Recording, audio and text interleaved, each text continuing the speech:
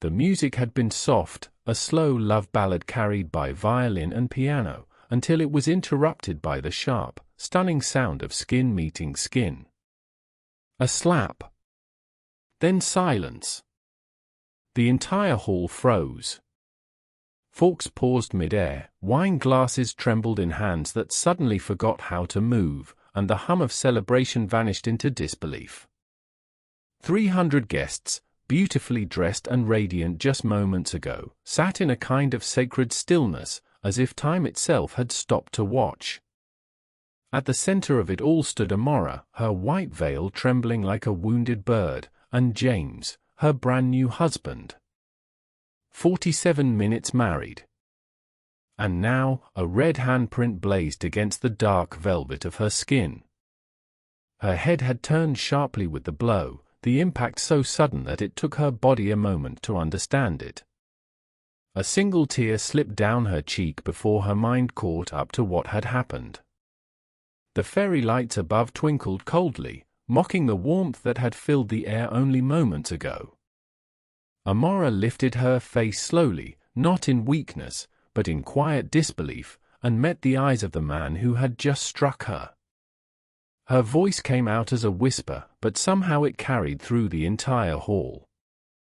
"James, what did you just do?" Her tone wasn't loud, but it had power, the kind that chills everyone who hears it. James didn't answer. He couldn't. He just stared at his own hand, his wedding band still glinting under the chandelier, as though it belonged to someone else. The glass of champagne in his other hand slipped from his fingers, shattering on the polished floor. The sound broke the heavy silence, sending ripples of tension through the crowd. Amora's father surged forward instinctively, fury burning in his eyes, but her brothers caught him just in time. James's best man, equally stunned, stood between the families, unsure whether to protect or to apologize. From the corner of the room, the wedding planner gasped, covering her mouth with trembling hands. But Amora? Amora stood perfectly still. "Don't," she said firmly when her mother rushed toward her. "Nobody move." Her voice was calm now, heartbreakingly calm, the kind that comes when pain turns into clarity. Her wedding dress, a masterpiece of white lace and delicate embroidery, shimmered under the lights. But all its beauty felt meaningless now. The veil that once symbolized purity and joy now felt like a shroud. James took a small step forward, his face twisted with regret. "Amora, Don't touch me," she said, stepping back, every inch of her body trembling yet dignified. Her chest rose and fell with deep, controlled breaths. She wasn't just a bride anymore, she was a woman reclaiming her power in real time. The crowd held its breath as she straightened her spine and met his eyes again. It wasn't the first time they had disagreed, they had been together for 4 years, after all, but this was unthinkable. "You have 1 minute," she said, her tone cutting through the air like glass. "And it better be good." The murmurs died instantly. Even the night breeze that drifted through the open garden doors seemed to hold still. James swallowed hard. "I don't know what happened. I swear to God, I don't." His voice cracked, his eyes desperate. "It was like something took over me. I've been having these headaches, these weird moments where I don't feel like myself. I felt it coming, right before He couldn't finish the sentence. Amora's brows furrowed slightly. He had mentioned headaches before. They both had laughed it off as wedding stress.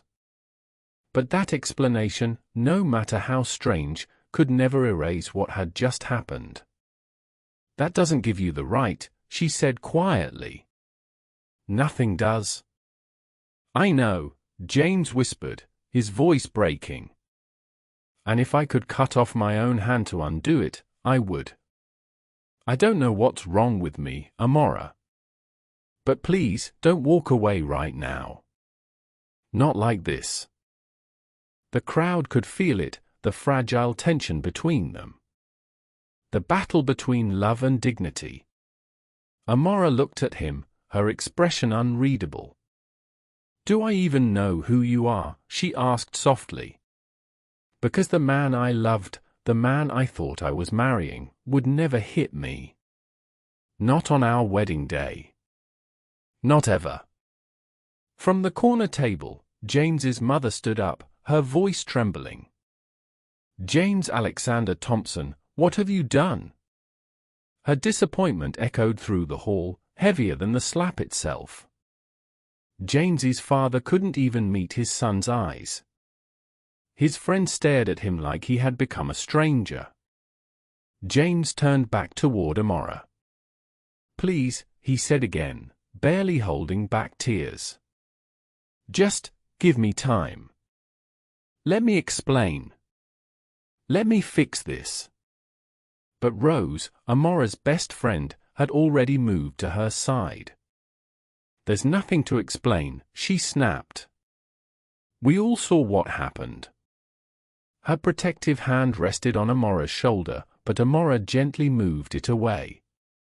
Because deep inside, despite the shock, despite the humiliation, there was still that small, stubborn ache of love, the part of her that remembered the years before this moment. The man who stayed up with her during her father's illness. The man who brought her flowers every Thursday.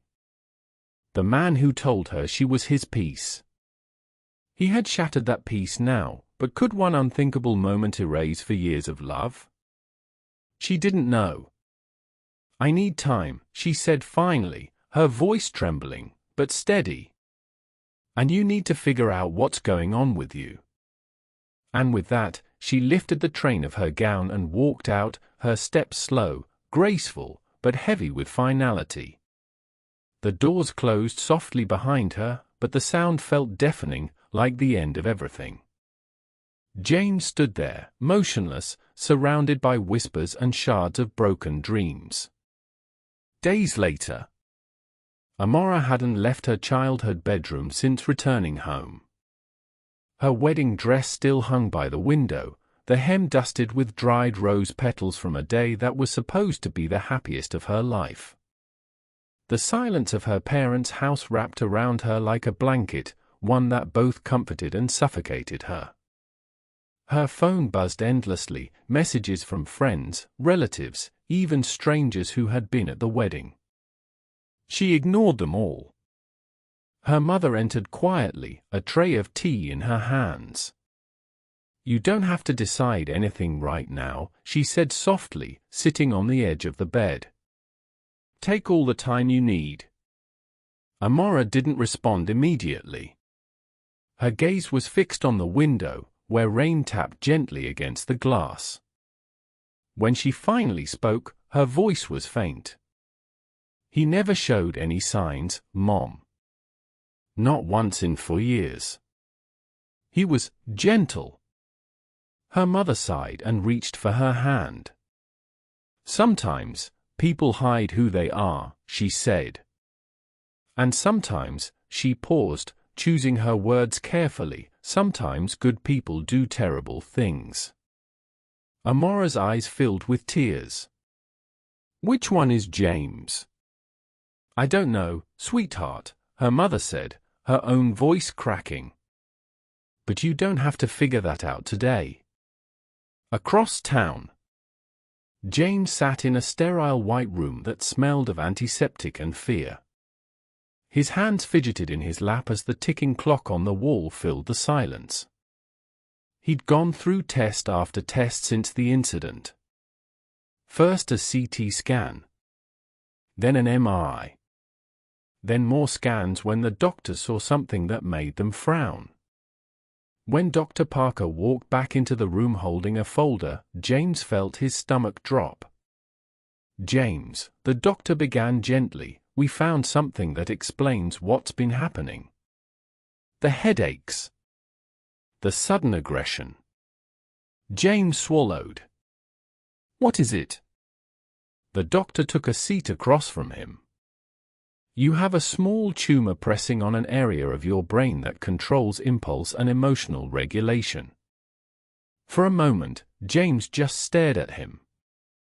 A tumor. It's benign, Dr. Parker added quickly. Inoperable. But left untreated, it could continue to affect your behavior, even trigger uncontrolled outbursts, confusion, and mood swings. James sat back, his heartbeat roaring in his ears. So what happened at my wedding? He whispered. The doctor nodded solemnly. Could have been a symptom. James's eyes filled with tears. So I hurt her, and it wasn't even me. Medically speaking, that's true, the doctor said softly. But emotionally, it's still your life. You're still responsible for what happens next. James nodded slowly, tears streaming freely now. When can we do the surgery? Next week, the doctor replied. But until then, don't be alone. You may experience more episodes. James laughed bitterly. Trust me. I'm not exactly surrounded by people right now. When he finally left the hospital, he sat in his car for a long time, phone in hand, staring at Amora's contact name. Would she even believe him? Would she think he was trying to excuse the inexcusable? He typed, deleted, and retyped his message several times before sending it. I need to talk to you. The doctor found something. Please, Amora. The next day, Amora sat in a quiet corner of a coffee shop, her hands wrapped around a warm cup that had long gone cold. The air smelled of roasted beans and rain-soaked pavement. She'd chosen this place deliberately, public, bright, safe. When the door opened, she saw him instantly. James. He looked thinner. Weaker. The confident man she'd once known was gone. In his place was someone hollowed out by regret. He walked slowly toward her table. Thank you for meeting me, he said, his voice barely above a whisper. Amora nodded once. You said the doctor found something. James placed a small folder on the table, the same one Dr. Parker had shown him. I have a brain tumor, he said, the words trembling in the air. It's pressing on a part of my brain that controls impulses. The doctor said it could explain what happened that day. Amora stared at him, then at the folder. She didn't reach for it at first. Her breath came slow, controlled. Finally, she opened it. Inside were MRI scans, black and white images with a small, bright shape circled near the center. Her eye stayed on the page, but her voice came quiet. So you're saying it wasn't your fault? No, James said firmly. It was still my hand. My mistake. I take full responsibility. But I need you to know that the man who hurt you, it wasn't the man you fell in love with. She closed the folder slowly. When is the surgery? Next Tuesday, he said. They'll remove it completely. The doctor says I should recover. Amora nodded faintly, her expression unreadable. The rational part of her wanted to feel relief, that there was a medical explanation, that the man she loved wasn't secretly cruel. But the wounded part of her still burned. I don't know what this means for us, she said softly. I understand, he replied quickly. I'm not asking you to come back. I just wanted you to know the truth. They sat in silence. Around them, coffee cups clinked and conversations hummed, as if the world refused to acknowledge the gravity of what was happening between them. Finally, Amora whispered, "Call me after the surgery." Just to let me know you're okay. It wasn't forgiveness. Not yet. But it was something, a spark of mercy in the ashes of pain. When they stood to leave, James looked at her one last time. "Thank you," he said. "For coming. For listening." She nodded and walked out into the sunlight. The air smelled like rain and redemption. And for the first time since the wedding, she felt, however faintly, a glimmer of hope. The morning of the surgery came cloaked in pale grey light. Clouds hung low over the city, like a sky holding its breath. James arrived at the hospital just after dawn, the world outside still half asleep. He wore a simple hoodie and jeans, the same ones Amora had once teased him about. "You'll wear those until they dissolve," she'd laughed. Now he wore them like armor, fragile though it was. His parents flanked him as they checked in. His mother held his arm tightly, the same way she had when he was a child afraid of needles. His father, silent but steady, carried his bag. The waiting area smelled of coffee, antiseptic, and something heavier, fear. As nurses moved around him, attaching monitors, checking vitals, James's thoughts drifted to Amora. Her face when she read the report. The restraint in her eyes. The way she said, "Call me when it's over." He whispered her name under his breath like a prayer. "Amora." "Did you call her?" his mother asked softly as a nurse adjusted his full line. "She knows," he said quietly. "She said she'd be thinking of me." He didn't add that he wasn't sure if she would. Not because she didn't care, but because maybe she couldn't. He had given her a reason to hate him, and some wounds don't heal with explanations. When the nurse finally came to wheel him away, his parents hugged him tight. His mother's tears fell onto his shoulder. His father's voice cracked as he whispered, "We'll be right here, son. You're not alone." But as the gurney rolled down the white corridor, the doors swinging open and closed behind him, James felt something deeper than loneliness. It was the terrifying weight of wondering whether life, and love, would give him another chance. Across town, Amora sat at her desk at work, staring at her computer screen, her hands motionless on the keyboard. Spreadsheets filled the monitor, but her eyes didn't see numbers, they saw images. James smiling on their first date. James carrying her over puddles after it rained. James slipping a ring on her finger, promising forever. And then, that slap. That moment that split her heart into before and after. She pressed her palms together, whispering silently, "God, if he's truly sick, please let him live. But if this is your way of showing me something, please let me understand."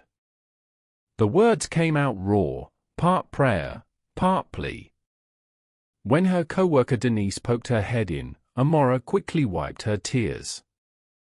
"You okay?" Denise asked gently.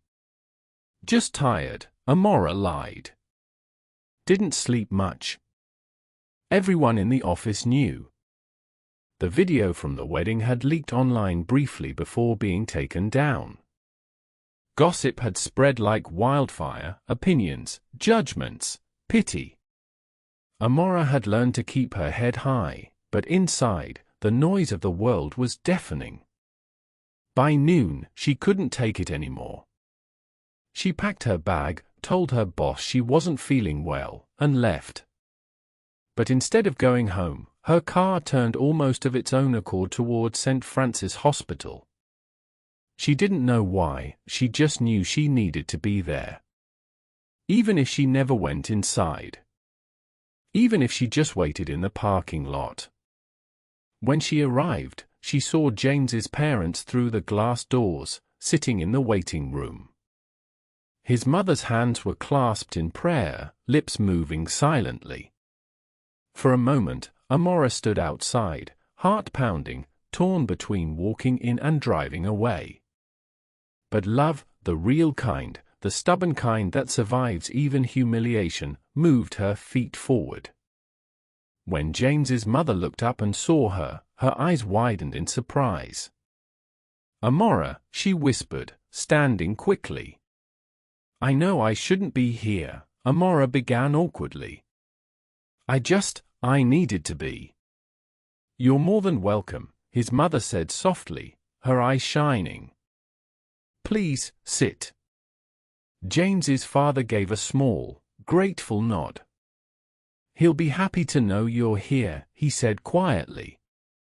They sat in silence for a while, the kind of silence that carries 1,000 unspoken words. After some time, his mother spoke. "He told us everything.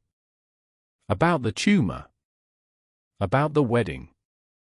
He hasn't stopped crying since that day." Amora looked down at her hands, twisting her ring finger out of habit. Her engagement ring wasn't there anymore, just a faint mark where it used to rest. "I've read about it," she said softly. "About how brain tumors can change a person's behavior. It doesn't make what happened okay, but it helps me understand." "He loves you," his mother whispered. "More than I've ever seen him love anyone." Amora swallowed hard. "I love him too," she said finally. "That's what makes this so hard." Hours passed. The room filled with the ticking of clocks and the murmur of distant footsteps.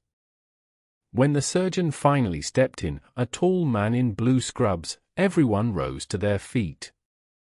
"The surgery went well," he said, smiling gently. "We were able to remove the entire tumor. No complications." James's mother let out a sob of relief, burying her face in her husband's chest. Amora felt her knees go weak and sat down quickly, tears welling in her eyes. "When can we see him?" his father asked. "He's in recovery," the doctor replied. "He'll be moved to a room soon. You can see him then, but just briefly. He'll be groggy." As the family gathered their things, Amora slipped out into the corridor. She dialed her mother's number. "Mom," she said as soon as she heard her voice. "He made it through." Her mother was quiet for a moment. Then, "Are you still at the hospital?" "Yes," Amora whispered. "Sweetheart, just be careful with your heart," her mother said gently. "Love is beautiful, but it can break you if you don't handle it wisely." "I know," Amora said. "But I couldn't let him go through this alone." When she entered his hospital room later, the sight of him nearly undid her. James lay there pale, his head wrapped in white bandages, wires running from his arms to machines that beeped softly. His chest rose and fell in steady rhythm. He looked peaceful and heartbreakingly fragile. Amora hesitated by the door, unsure if she was allowed to feel what she felt. Then she walked to the bed and touched his hand lightly. His eyelids fluttered open. At first, he looked disoriented, but then his gaze found her. "Amora," he rasped, his voice weak but full of emotion. "You're here." "I'm here," she said softly. "The doctor said the surgery went well." He tried to smile. "They got it all out. No more headaches, no more losing control." His fingers turned upward, brushing against hers. And like muscle memory, their hands fit together, effortlessly, painfully, beautifully. "I'm so sorry," he whispered, tears filling his eyes. "For everything. For ruining our day. For hurting you." "Don't," she said gently, placing a finger to his lips. "You need to rest." "But I need you to know," he insisted weakly, his hand trembling as he gripped hers, "that I love you, Amora. I never stopped." Even when I didn't feel like myself, even when something was wrong inside my head, I still loved you." Her tears spilled freely now. "I know," she whispered. "I believe you." For the first time since the wedding, she truly did. Looking at him like this, vulnerable, broken, human, she knew the man who struck her was not the man she had loved all those years. The man before her was. "Rest," she said softly. "I'll come back tomorrow." As she turned to leave, James called after her in a hoarse voice. "Amora." She stopped, hand on the door. "Thank you for being here," he said. "It means everything." She nodded, unable to speak, and stepped into the hallway, where she leaned against the wall and wept silently. Love had always been her strength. But now, it was her cross too. Weeks later, healing came slowly, physically for him, emotionally for her. Amora visited the hospital every day. Sometimes during her lunch break, sometimes after work. She brought books, fruit, and that same quiet strength that had once drawn James to her. At first, their conversations were light, about the food, about his nurses, about the shows he was watching. But gradually, they found their rhythm again. The laughter that had once been lost began to find its way back, timid but genuine. 2 weeks later, he was discharged. His parents insisted he stay with them during recovery. The home he and Amora had planned to share remained untouched, still half-decorated, still waiting, like a love that had been put on pause. When Amora visited him there one afternoon, spring sunlight spilled through the windows, warming the space. James sat on the porch, a blanket over his lap, a book open but unread. "The doctor says I'm healing fast," he told her, smiling faintly. "Almost too fast. I guess I really wanted to live." Amora smiled back, though her eyes shimmered. "That's good," she said softly. "How's your head?" "Better," he said. "Almost no pain. I still get tired easily. But it's strange, I feel like myself again. For the first time in, I don't know, maybe a year." He looked at her, and in his gaze was a quiet wonder, like seeing sunlight after a long winter. "I've been seeing someone," Amora said after a pause. James's smile faltered slightly. "Oh. A therapist," she clarified gently. "To help me process everything. The fear, the anger, the guilt." "Guilt?" he asked, surprised. "Amora, what could you possibly feel guilty about?"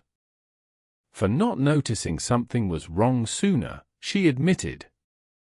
For walking away without asking questions. For still being scared sometimes, even though I know it wasn't really you. James reached across the small space between them, his fingers hovering just above hers before gently resting on her hand. "None of that is your fault," he said quietly. "None of it." She looked down at their joined hands, tears blurring her vision. "You know, I almost didn't come to the hospital that day." "I know," he said. "I wouldn't have blamed you if you hadn't." "But I'm glad I did," she whispered. "Me too," he said. The wind rustled the trees above them, scattering a few pink petals across the porch. They sat there in silence, not the cold silence of pain, but the warm, heavy silence of two people who still had more to say, but for now just needed to be. As April turned to May, James grew stronger. He began working part-time again, easing into his old life. Amora, too, found her footing, going to therapy, reconnecting with friends, slowly forgiving the universe for what it had taken from her. They met often, coffee on Sundays, evening walks, the occasional movie. Always in public places at first.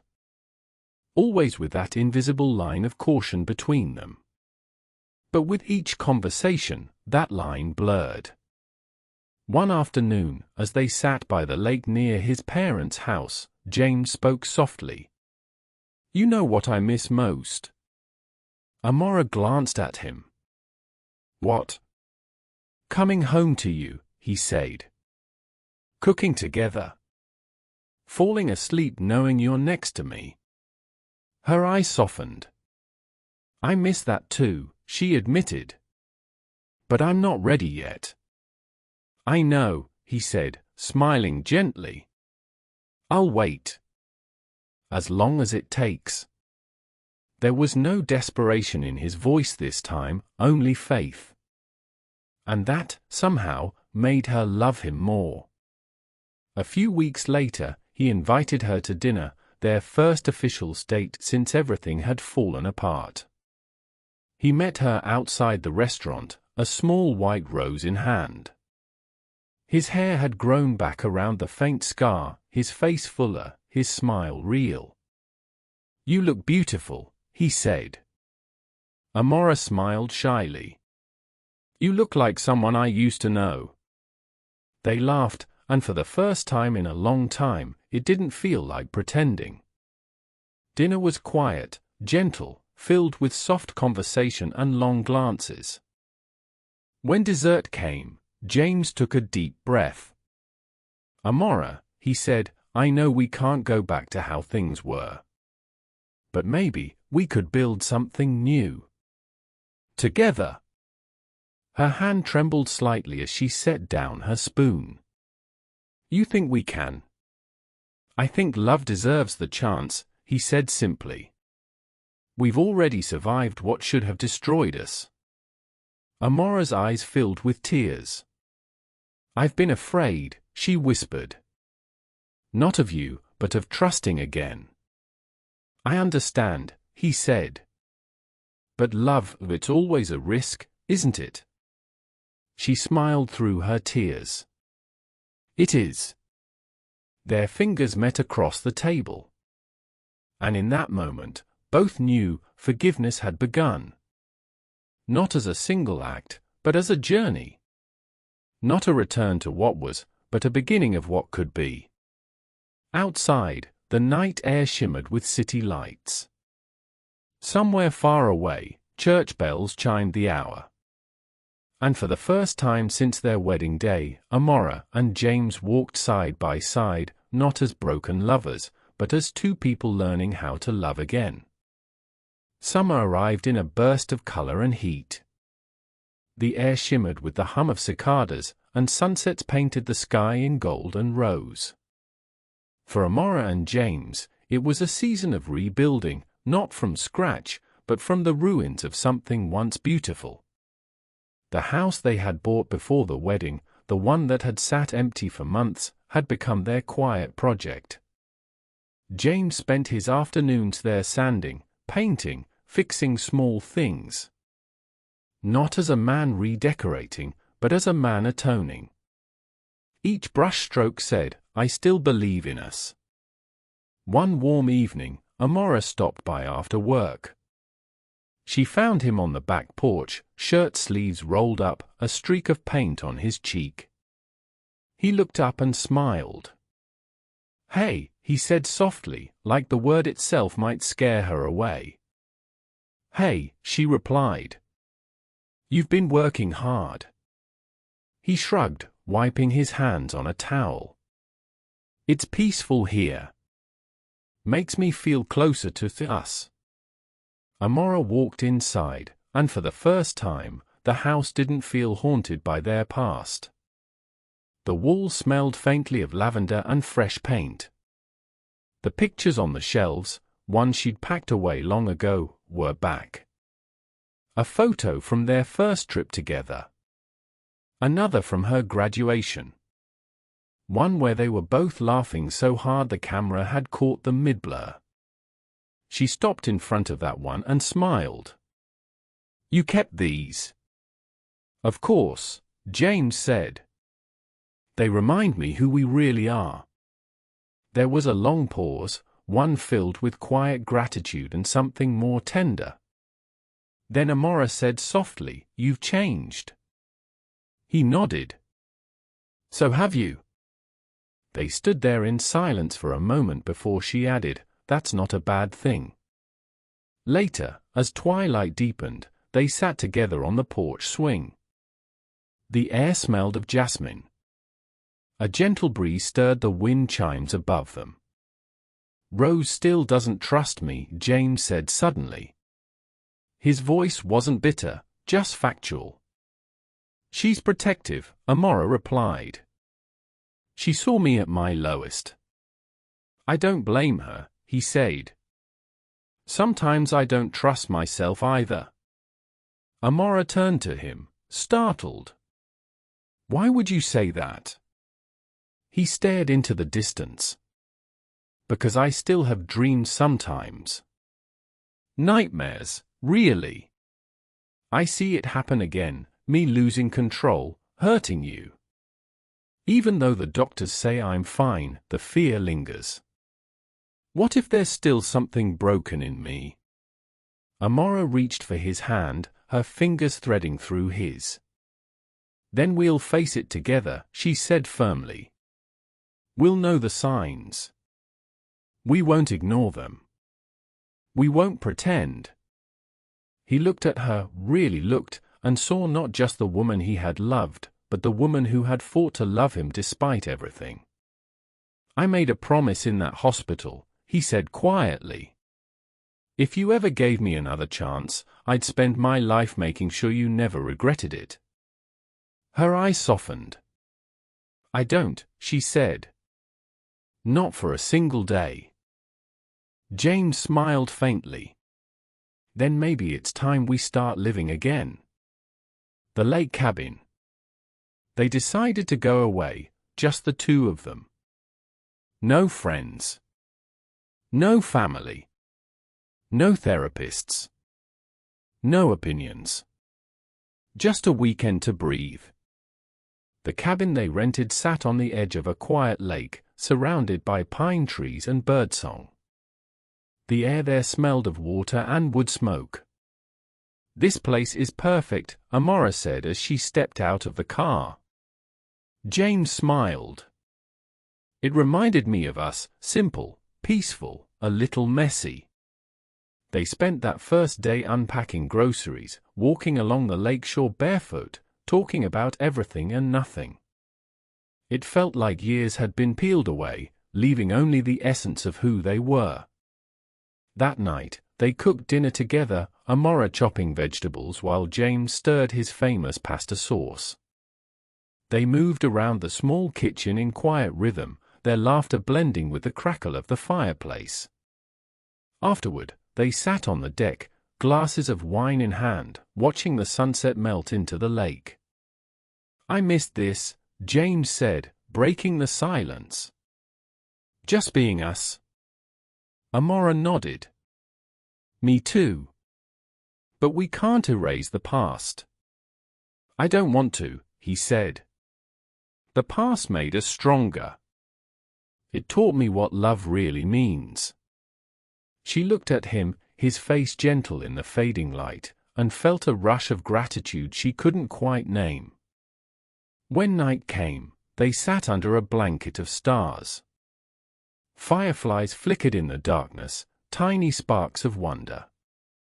James hesitated, then slipped his arm around her. She leaned in instinctively. "You know," he said softly, "when I was in the hospital, I thought I'd lost everything. But maybe that was the moment I found what truly matters." Amora tilted her head toward him. "And what's that?"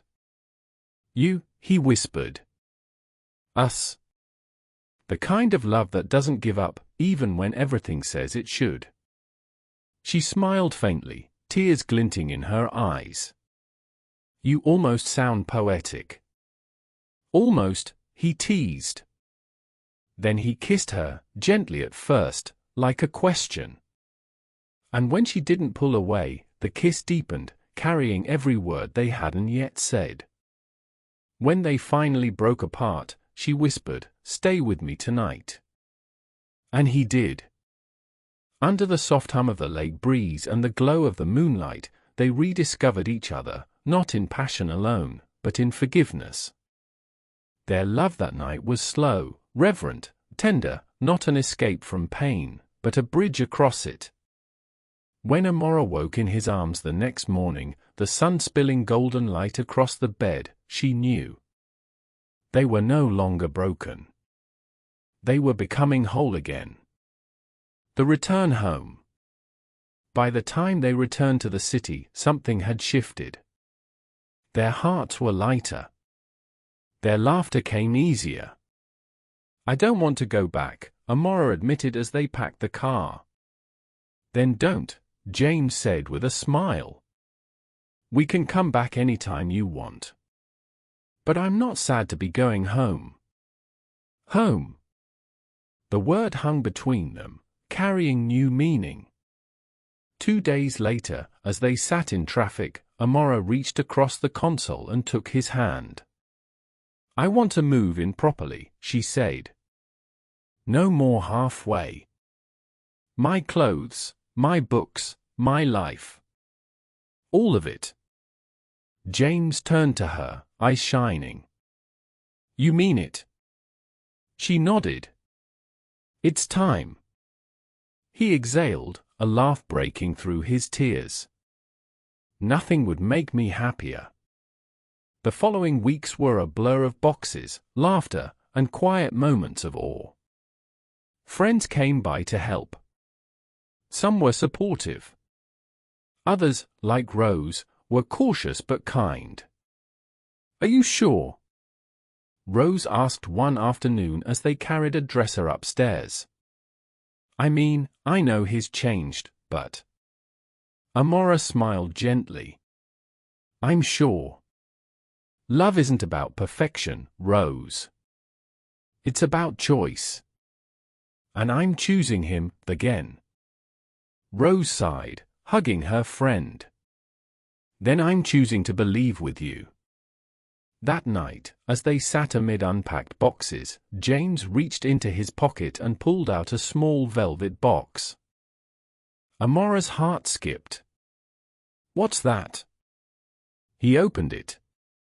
Inside was her engagement ring, the one she'd taken off the night of the wedding. "I'm not proposing again," he said softly. "Not yet.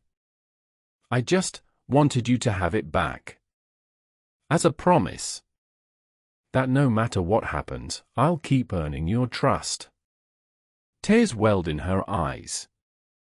She looked at the ring, a symbol of both their pain and their perseverance, and extended her hand. "Then let's make it our promise ring," she said. "A promise to never give up on each other." James slid the ring back onto her finger. It gleamed softly under the warm light of their living room. "No matter what," he said. "No matter what," she echoed. They kissed, and it felt like sunrise. 1 year later. The garden was small, intimate, and filled with flowers that swayed in the summer breeze. White chairs lined the aisle, and soft instrumental music played in the background. Amora stood before a mirror in a simple ivory gown, her curls falling naturally around her face, tiny white blossoms woven through them. Her mother adjusted the hem and smiled.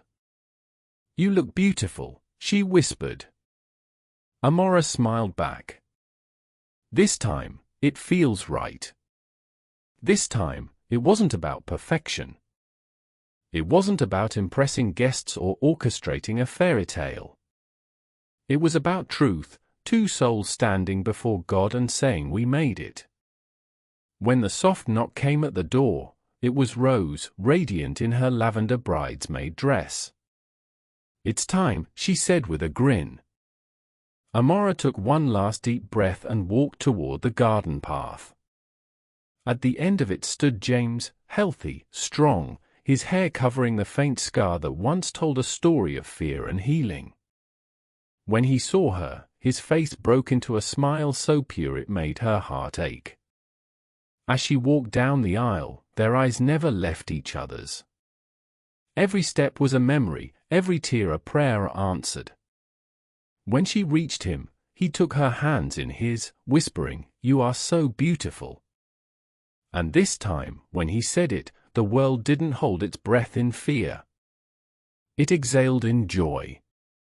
The ceremony was simple, heartfelt, and filled with meaning.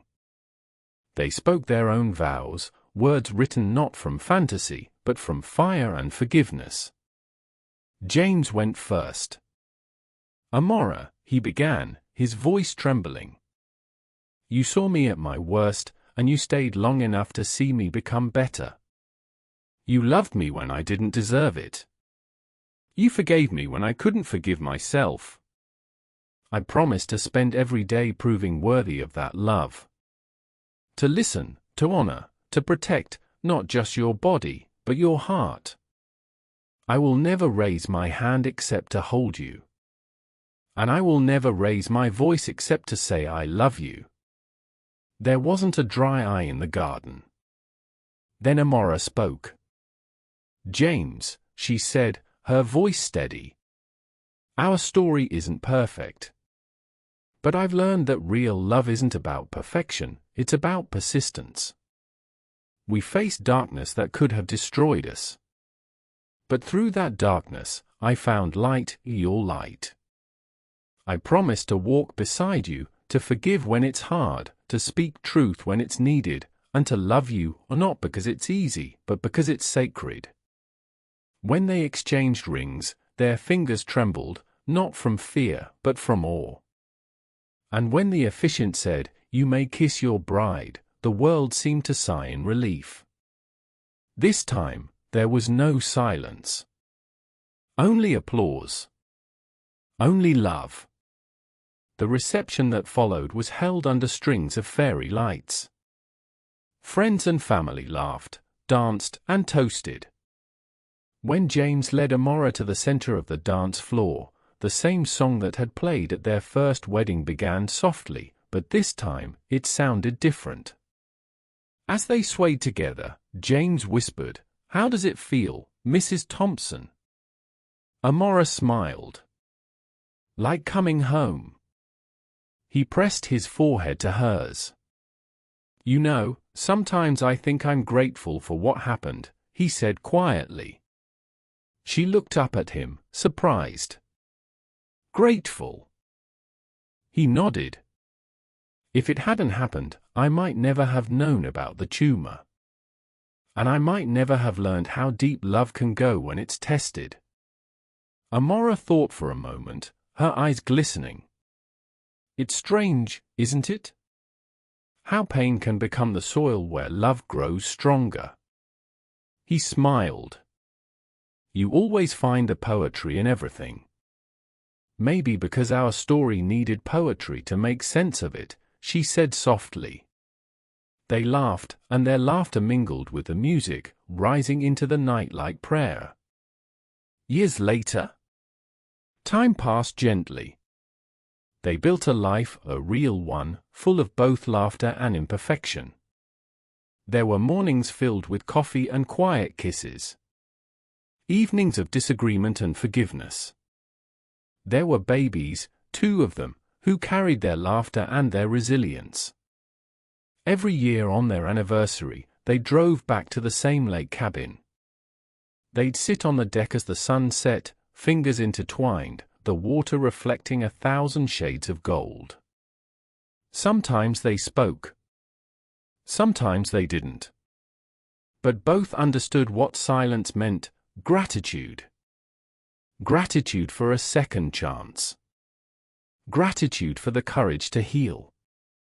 Gratitude for love that had been tested and triumphed. Amora would rest her head on his shoulder, and James would whisper, "Remember that day?" And she would nod, smiling softly. The day everything ended. "No," he'd say, kissing her hair. the day everything began. There are stories that start with beauty and end in tragedy. But sometimes, there are stories that begin with brokenness and end in grace. Love isn't always gentle. It doesn't always make sense. It asks you to face yourself, to forgive, to begin again. Amora and James's story wasn't perfect. It was human. And that made it divine. Because in the end, love is not about avoiding storms, it's about learning to dance in the rain, together. And they did.